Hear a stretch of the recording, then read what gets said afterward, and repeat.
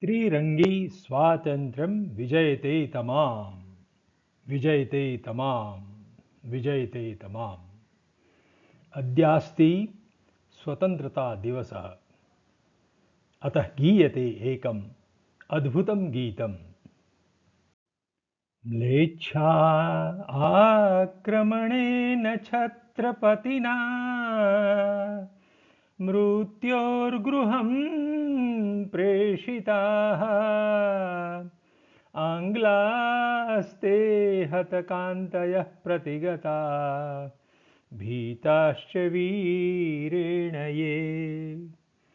वन्दन्ते भुवने जना विजयिनम् तं भारतं भारतं।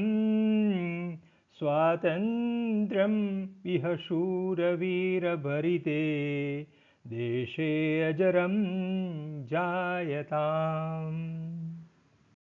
स्वाधीनां प्रभुतां प्रदर्शयति यः केतुस्त्रिरङ्गी महान्। मध्ये सौ बुधधर्मचक्रसहितो राराजते हर्निशम्। नासत्यं जयतादिति प्रवचनम् राष्ट्रेस्मदीये सदा। स्वातन्त्र्यम् इह सुस्थिरे भवतु नो देशो अमरं जायताम्। देशोऽयं जलपूरितः सुभवताद् धान्येन पूर्णस्तथा। सौख्यं पूर्णनिरामयं गुरुवयः प्राप्नोतु सर्वो जनः। मुक्ताः कर्मरताः भवन्तु सफलास्ते भारतीया जनाः।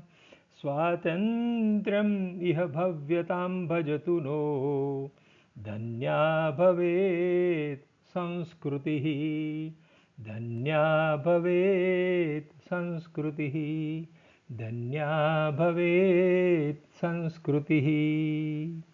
जयतु अस्माकं स्वातन्त्र्यम्।